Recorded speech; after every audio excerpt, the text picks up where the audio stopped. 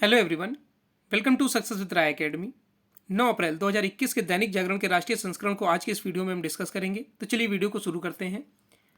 सबसे पहली हेडलाइन है कि 11 से 14 अप्रैल तक वैक्सीन उत्सव, और इसमें प्रधानमंत्री मोदी ने इशारों में ही ये बता दिया है कि लॉकडाउन नहीं लगेगा।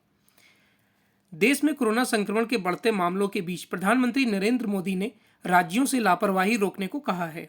उन्होंने 11 से 14 अप्रैल तक वैक्सीन उत्सव मनाने का अनुरोध करते हुए कहा है कि इस दौरान ज़्यादा से ज़्यादा पात्र लोगों को टीका लगाया जाए।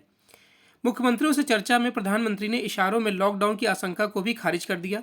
उन्होंने कहा कि अब वैसे कड़े कदम उठाने की जरूरत नहीं है। अब हमारे पास संसाधन है, हमें माइक्रो कंटेनमेंट जोन पर फोकस करना होगा। मोदी ने कहा कि लोगों में जागरूकता बढ़ाने के लिए राज्यों में रात से लगाए जा रहे कर्फ्यू को कोरोना कर्फ्यू के नाम से प्रचलित करें। इससे लोगों में यह सोच बनेगी कि वे कोरोना काल में जी रहे हैं। उन्होंने कहा कि कई लोग कहते हैं कि कोरोना रात में ही तो नहीं फैलता। मैं बताना चाहता हूं कि पूरी दुनिया में रात्रि कर्फ्यू की रणनीति को स्वीकार किया है। इससे लोगों के बीच जागरूकता फैलाने का माध्यम बनना चाहिए। अभी टेस्ट, ट्रैक और ट्रीट पर जोर देना होगा। कई राज्यों में प्रशासनिक शिथिलता दिख रही है और बढ़ते मामलों ने चिंता बढ़ाई है। वायरस के प्रसार को रोकने के लिए 2-3 हफ्तों तक युद्ध स्तर पर जुटना होगा। कुछ राज्यों में संक्रमण की स्थिति चुनौतीपूर्ण है। पॉजिटिव रेट को 5% से नीचे लाने की दिशा में काम करना होगा। जोर दिया गया है कि बड़े क्षेत्रों को एकदम से सील करने की जगह छोटे छोटे स्तर पर जोन बनाकर जांच में नियंत्रण लिया जाए। नेक्स्ट है, परंपरा से हटकर सीजेआई बोबड़े ने की कोलेजियम की बैठक। सुप्रीम कोर्ट और हाई कोर्ट के जजों की नियुक्ति पर चर्चा के लिए प्रधान न्यायाधीश एस.ए. बोबड़े की अध्यक्षता में गुरुवार को कोलेजियम की पूर्व निर्धारित बैठक हुई, लेकिन यह बेनतीजा रही। सूत्रों ने बताया कि यह बैठक परंपरा से हटकर हुई क्योंकि राष्ट्रपति द्वारा अगले सीजेआई की नियुक्ति का आदेश जारी होने के बाद सेवानिवृत्त हो रहे सीजेआई केंद्र से हाई कोर्टों और सुप्रीम कोर्ट के न्यायाधीशों की नियुक्ति की सिफारिश नहीं करते।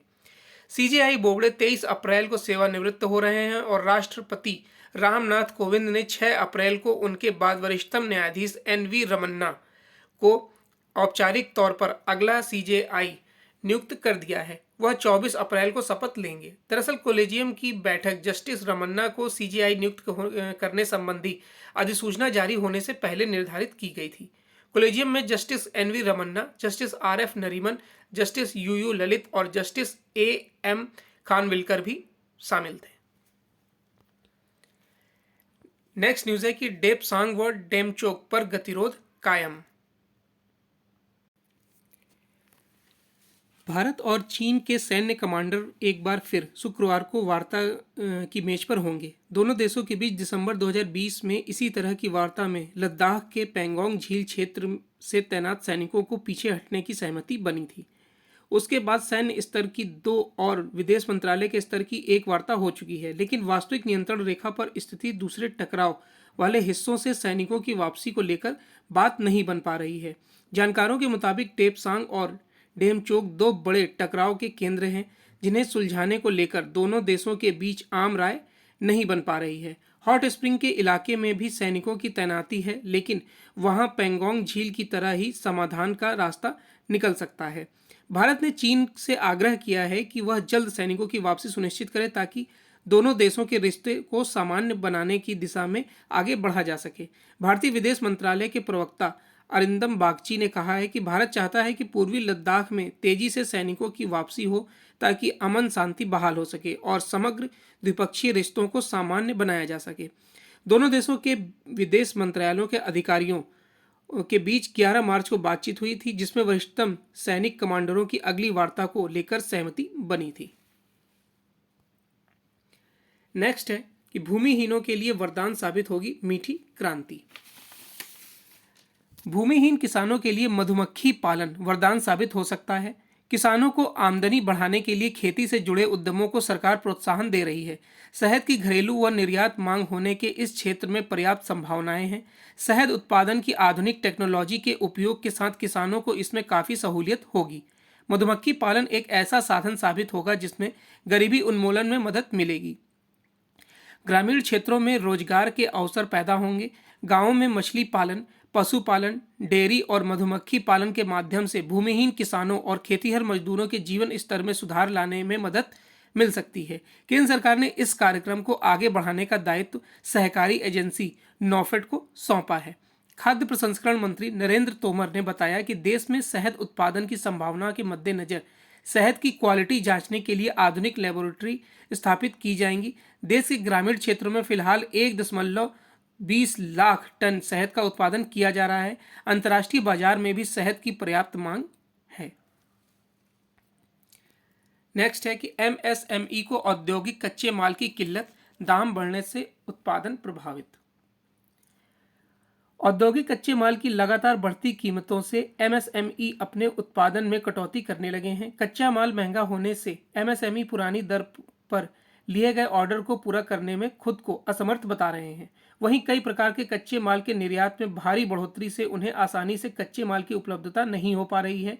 एमएसएमई को मुख्य रूप से स्टील, मोल्डिंग में इस्तेमाल होने वाले granules, craft paper, chemicals, plastic व कॉटन जैसे कच्चे माल की कमी हो रही है। एमएसएमई से जुड़ी कई एसोसिएशन ने सरकार से कच्चे माल की उपलब्धता को लेकर गुहार भी लगाई है। एमएसएमई उद्यमियों के मुताबिक पिछले 3-4 महीने में एल्यूमिनियम की कीमतें 78 रुपये से बढ़कर 136 रुपये प्रति किलोग्राम हो गई है। इस दौरान 370 रुपये प्रति किलोग्राम बिकने वाला पीतल 450 रुपये, तांबा 470 रुपये से बढ़कर 570 रुपये और जिंक 190 रुपये से बढ़कर 230 रुपये प्रति किलोग्राम के स्तर पर पहुंच गया है। नेक्स्ट है भारत को नीचा दिखाने की साजिश, और यह है एडिटोरियल पेज का पहला आर्टिकल। और यह आर्टिकल लिखा है लोकतांत्रिक विषयों के जानकार एवं वरिष्ठ स्तंभकार ए सूर्य प्रकाश ने।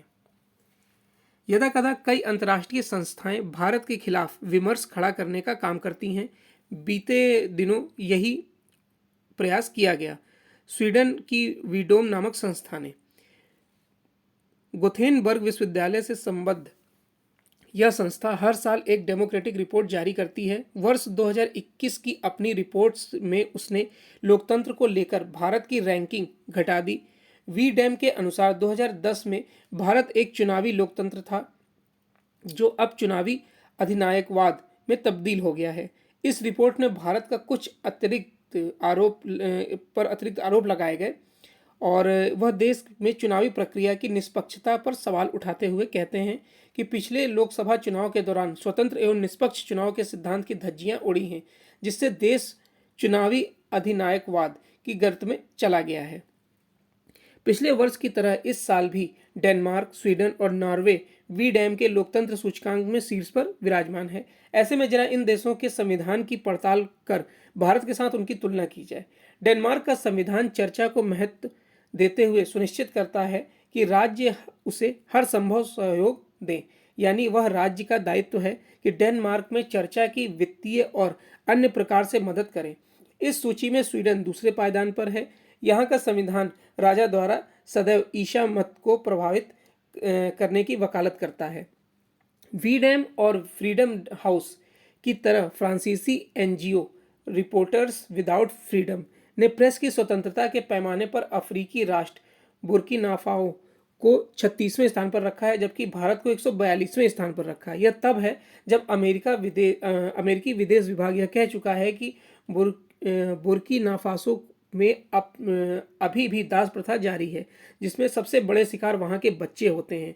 भारत में कथित बेहतरीन इन देशों में संविधान की पड़ताल कर मैं इस नतीजे पर पहुंचता हूं कि एक आदर्श लोकतंत्र में 8 आधारभूत अव्यय होने चाहिए। अभिव्यक्ति का एक अंतःकरण की स्वतंत्रता से जुड़ी अक्षुण्ण प्रतिबद्धता, पंथ निरपेक्षता को लेकर असंदिग्ध प्रतिबद्धता, धर्म एवं राज्य में पृथक्करण, सरकार का गणतांत्रिक रूप, विविध के समक्ष समता का अधिकार जो भारतीय संविधान के अनुच्छेद 14 में है, प्राण एवं दैहिक स्वतंत्रता का अधिकार है जो हमें अनुच्छेद 21 के तहत प्राप्त है, लैंगिक समानता और सार्वभौमिक वयस्क मताधिकार। भारत में ये सभी 8 तत्व विद्यमान हैं, परंतु भारत से ऊपर रखे गए तमाम कथित लोकतंत्र में इनका अभाव है। भारत दुनिया का सबसे बड़ा और सबसे गतिशील एवं जीवंत लोकतंत्र है, जहां विश्व का सबसे विविधता भरा और उदार देश भी है। ऐसे में भारतीय नागरिकों के लिए आवश्यक है कि वे ऐसी हास्यास्पद एवं भ्रामक रपटों का भी उसी भाव में तिरस्कार करें जिसके वे हकदार हैं। नेक्स्ट है राजनीति की गिरफ्त से निकले पुलिस, और यह आर्टिकल लिखा है उत्तर प्रदेश के पुलिस प्रमुख रहे यशपाल सिंह ने। इन दिनों मुंबई पुलिस तमाम गलत कारणों से पूरे देश में चर्चा का विषय बनी हुई है। आज से कुछ दशक पहले मुंबई पुलिस देश की सर्वश्रेष्ठ पुलिस में गिनी जाती थी। मुझे याद है कि एक समय उत्तर प्रदेश में श्री प्रकाश शुक्ल का आतंक अपने चरम पर था। एक दिन शाम 7:30 बजे के करीब उसने लखनऊ के मुख्य थाने हजरतगंज के SHO को सरेआम गोलियों से भून दिया। तब मुझे पुलिस विभाग द्वारा बॉम्बे क्राइम ब्रांच का अध्ययन कर उत्तर प्रदेश पुलिस के तमाम सुधार कर कुछ नई व्यवस्था बनाने का प्रस्ताव देने को कहा गया, जिसकी परिणति आज की STF है। इसका नियंत्रण सीधे DGP के अंतर्गत रखा गया ताकि इसकी हर गतिविधि से मुख्यमंत्री भी अवगत रहें। आज भी यह फोर्स आशा के अनुरूप परिणाम दे रही है और उत्तर प्रदेश पुलिस की शान है। उधर मुंबई पुलिस की दुर्गति होती गई। इसका एक फौरी कारण तो यह जान पड़ता है कि मुंबई पुलिस आयुक्त यानी CP और मुख्यमंत्री के बीच एक ऐसे गृह मंत्री आ गए जो सहयोगी पार्टी NCP यानी राष्ट्रीय कांग्रेस पार्टी के सदस्य थे। उनकी निष्ठा अपने नेता के प्रति थी, न कि मुख्यमंत्री के प्रति। शरद पवार जैसे अनुभवी नेता और मुख्यमंत्री उद्धव ठाकरे को सोच समझकर यह जिम्मेदारी किसी संजीदा व्यक्ति को देनी चाहिए थी। गृह मंत्री पद से इस्तीफा देने को बाध्य हुए अनिल देशमुख में वैसी संजीदगी बिल्कुल नहीं झलकती। यह भी हैरान करता है कि उन पर सहायक पुलिस इंस्पेक्टर सचिन वाझे के जरिए 100 करोड़ रुपए महीने की वसूली करने के आरोप लगे और फिर भी उन्होंने पद छोड़ने की जरूरत नहीं समझी। न मुख्यमंत्री ने उनसे इस्तीफा मांगा और न ही शरद पवार ने उन्हें इस्तीफा देने की सलाह दी। उल्टे उन्होंने देशमुख का बचाव किया। सुशांत सिंह राजपूत के मामले में अनिल देशमुख की रोज प्रेस कॉन्फ्रेंस होती थी, जबकि ऐसा पुलिस कमिश्नर को नियुक्त रूप से करना चाहिए था। गृह मंत्री के रूप में देशमुख की अनावश्यक सक्रियता से ऐसा आभास होता था जैसे वही सब कुछ हो। मुख्यमंत्री, DGP और CP कुछ भी नहीं है। दरअसल सर्वोच्च स्तर पर बड़े पुलिस बल को नियंत्रित रखते हुए अभिप्रेरित कर वांछित कार्य करा लेना एक पेशेवर अनुभवी अधिकारी के बूते की बात होती ही नहीं है। इसमें उसकी सामान्य विभागीय छवि, कार्यकुशलता और विश्वसनीयता जैसे गुण सम्मिलित होते रहते हैं। ऐसे अधिकारियों के चयन में विशेष सावधानी बरतनी चाहिए। चयन के बाद उनका निर्धारित कार्यकाल होना चाहिए और उसके काम में राजनीतिक हस्तक्षेप कम से कम होना चाहिए। इस संबंध में सितंबर 2006 में वरिष्ठ पुलिस अधिकारी प्रकाश सिंह को याचिका पर सुप्रीम कोर्ट ने दिशा निर्देश जारी किए थे, परंतु राज्यों ने अब तक उन्हें पूर्णतः लागू नहीं किया है। इसी कारण राजनीतिक, पुलिस और आपराधिक गठजोड़ टूट नहीं पा रहा है और जब तब हास्यास्पद व शर्मनाक स्थितियां पैदा होती जा रही हैं। व्यापक प्रशासनिक हित में यही है कि सुप्रीम कोर्ट के दिशा निर्देशों को संस्थागत रूप दिया जाए ताकि सभी प्रदेशों में सरकारें चाहे जितनी और जैसी भी हों, पुलिस प्रशासनिक व्यवस्था उच्च कोटि की बनी रहे। नेक्स्ट है चीन को जवाब। भारत और चीन के बीच लद्दाख में टकराव वाले इलाकों से सेना की वापसी को लेकर होने जा रही बातचीत से अनुकूल नतीजे हासिल होने के बारे में कुछ कहना कठिन है, इसलिए कि चीनी सत्ता मुश्किल से ही अड़ियल रवैया छोड़ने को तैयार होती है। इसकी अनदेखी नहीं की जा सकती है कि पेंगोंग झील के किनारों से सेनाओं को पीछे ले जाने को लेकर सहमति कई दौर की वार्ता के बाद ही बन सकी है। यह ठीक है कि चीन की अक्कड़ ढीली पड़ चुकी है और वह इससे भली भांति परिचित भी हो चुका है कि भारत उसे कोई रियायत देने वाला नहीं है, लेकिन उसके इरादे अब भी संदेह जगाते हैं। निसंदेह चीन इससे भी अवगत है कि आज का भारत वह नहीं है जो उसकी दादागिरी सहने को तैयार हो जाए। भारत ने हिंद महासागर के साथ दक्षिण चीन सागर और कोरोना वायरस की गहन जांच के मामले में जो रवैया अपना रखा है वह चीन को स्पष्ट संदेश देने के लिए पर्याप्त है। देखना है कि वह सही संदेश ग्रहण कर पाता है या नहीं। जो भी हो, चीन भरोसे लायक नहीं रह गया है। नेक्स्ट है भुवनेश्वर पुरस्कार के लिए नामित।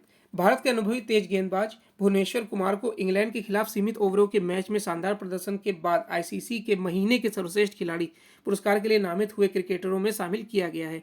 पुरुष वर्ग में अन्य खिलाड़ियों में अफगानिस्तान के लेग स्पिनर राशिद खान और जिम्बाब्वे के सीन विलियमसन शामिल हैं।